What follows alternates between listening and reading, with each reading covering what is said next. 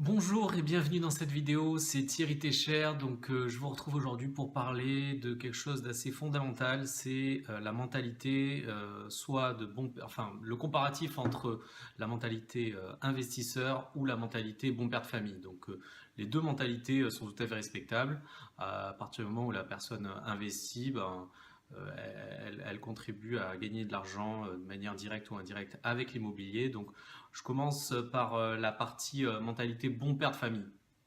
Donc le bon père de famille, lui c'est quelqu'un qui a l'habitude d'épargner, qui essaie de vraiment faire tout pour que sa famille soit à l'abri du besoin. Il emprunte, généralement il emprunte pour sa résidence principale. Ça lui paraît quand même logique de d'abord s'acheter son propre toit avant d'aller investir. Il ne se pose pas du tout la question et il emprunte sur une durée la plus courte possible parce qu'il aime pas trop. Il emprunte sur une durée la plus courte possible parce qu'il aime pas trop être endetté. Pour lui, c'est un poids, c'est un stress. Il considère qu'il faut que ça dure le moins longtemps possible. D'ailleurs, il est prêt à faire un effort d'épargne tous les mois pour justement être endetté le moins longtemps possible. Il est tenté de défiscaliser si, pour peu qu'il touche un salaire un peu conséquent ou on va dire un bon salaire, il est embêté par le fait de payer des impôts. Il considère que défiscaliser avec un moyen de type Robien ou Borloo ou je ne sais quel autre moyen gouvernemental proposé par l'État, il considère ça comme intéressant et d'ailleurs il est tenté de le faire et parfois même il va le faire.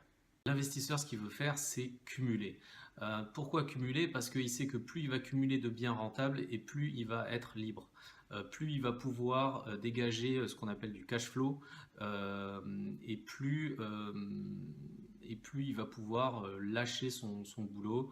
Moi aujourd'hui je ne travaille plus grâce à l'immobilier et c'est en partie grâce à cette mentalité que j'ai développée, hein, je suis pas né avec. Ça s'apprend, il y a des expériences qui nous prouvent en tout cas qui m'ont prouvé que c'est cette mentalité-là qui m'emmènerait à arrêter de travailler grâce à l'immobilier. Et donc aujourd'hui, c'est le cas. Je partage aujourd'hui ça avec vous parce que mon souhait le plus profond, c'est que d'autres personnes arrivent à faire ce que j'ai pu faire, puisque je suis tout à fait normal, donc il n'y a pas de raison que vous n'arriviez pas à le faire si moi j'ai pu le faire. Donc l'investisseur, il sait qu'il est endetté, mais pour de bonnes raisons. Ça ne le dérange pas d'être endetté, ça ne le dérange pas d'être endetté à 1 million d'euros par exemple. Pour lui, ça ne pose aucun problème. Parce qu'il sait que ce sont des bonnes dettes. Payer beaucoup d'intérêts ne le dérange pas du tout. Parce que déjà, généralement, c'est pas lui qui va payer. L'investisseur rentable, il sait qu'il y a le levier bancaire, il y a l'argent des autres, donc c'est la banque, et c'est les locataires qui vont payer. En réalité, pour soigner sa capacité d'emprunt, il va emprunter sur la plus longue durée possible. Donc ça, c'est un peu le cauchemar du bon père de famille, c'est qu'il va payer énormément d'intérêts, mais l'investisseur, lui, se dit, je m'en fiche de payer des intérêts, c'est pas moi qui les paye. Et par contre, la grosse contrepartie, et c'est d'ailleurs pour ça qu'il fait ça, c'est qu'il va avoir des faibles mensualités puisqu'il a emprunté sur une très longue durée. Et à partir de là, faible mensualité, ça veut dire capacité d'emprunt capacité d'emprunt qui n'est pas beaucoup entamée. Et donc le fait que cette capacité d'emprunt soit pas beaucoup entamée, on peut racheter quelque chose par-dessus. On va empiler un peu comme des parpaings pour la construction d'une maison, on va empiler plutôt que se dire j'ai un parpaing, je finis de le payer, ensuite j'achèterai le deuxième. Vous imaginez si on construit une maison sur ce principe-là, combien de temps ça peut mettre? Voilà, moi aujourd'hui j'ai 36 ans. 36 ans, je vis de l'immobilier et j'ai commencé il n'y a pas très longtemps. Si j'avais commencé à 20 ans, je pense qu'aux alentours de 25 ans, j'aurais pu sans problème vivre de l'immobilier. Alors il y a différentes stratégies. L'investisseur immobilier rentable, il cherche aussi à s'ouvrir aux stratégies rentables. La colocation, la location saisonnière, la division de l'eau, l'achat-revente. Il cherche à booster sa rentabilité parce qu'il sait que c'est la clé vers sa liberté. Quand il investit, il veut faire de l'argent de suite et pas dans 10 ans, 15 ans ou 20 ans. Il sait que c'est possible. L'investisseur a aussi cette particularité, c'est qu'il ne veut pas dépendre d'un salaire. Admettons que je gagne aujourd'hui 2500 euros de manière via mon salaire. Je vais considérer que ces 2500 euros là, demain, ça peut être 1500 euros.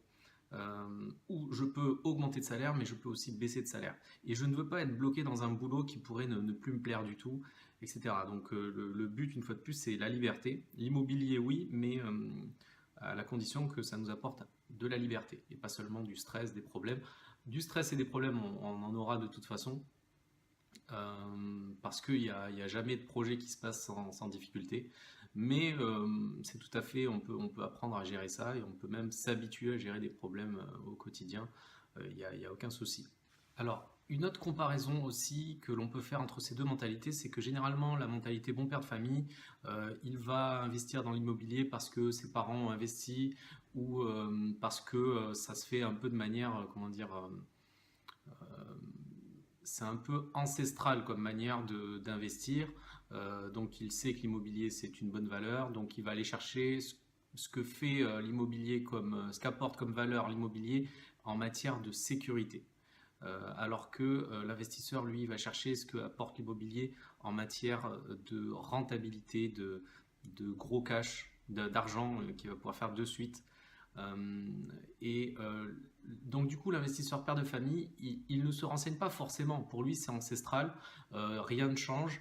Et donc, il va louer, par exemple, pour lui, un investissement, ça va être super d'aller louer à des étudiants, par exemple. Chose qui existe et qui fonctionne, hein, qui fonctionne bien, mais la rentabilité est tellement faible par rapport à ce qui peut se faire maintenant que moi, je considère que c'est pas intéressant. Ou en tout cas, ça l'est plus du tout. Donc lui, il va être très intéressé par ça parce que ça fait ses preuves. Et donc, il est important pour lui de ne pas prendre de risques à faire quelque chose qui n'a pas encore fait ses preuves ou qui cartonne, mais qui cartonne pas depuis longtemps, type location saisonnière. Encore un autre point de comparaison, c'est au niveau de se former. L'investisseur immobilier, il va essayer de se former aux nouvelles règles de la mairie, aux nouvelles règles, aux lois qui sont sorties, etc. Il va parler avec d'autres investisseurs pour voir quelles sont leurs astuces, etc.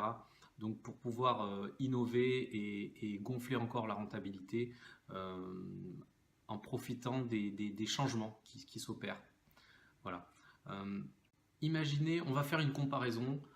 L'immobilier est quelque chose qui bouge, un peu comme les téléphones. Vous avez tous connu le fameux Nokia 3310 qui était énorme, la batterie tenait une semaine et on pouvait effectivement téléphoner de manière tout à fait classique. Aujourd'hui, on a des smartphones qui envoient des mails, qui sont connectés en permanence à Internet.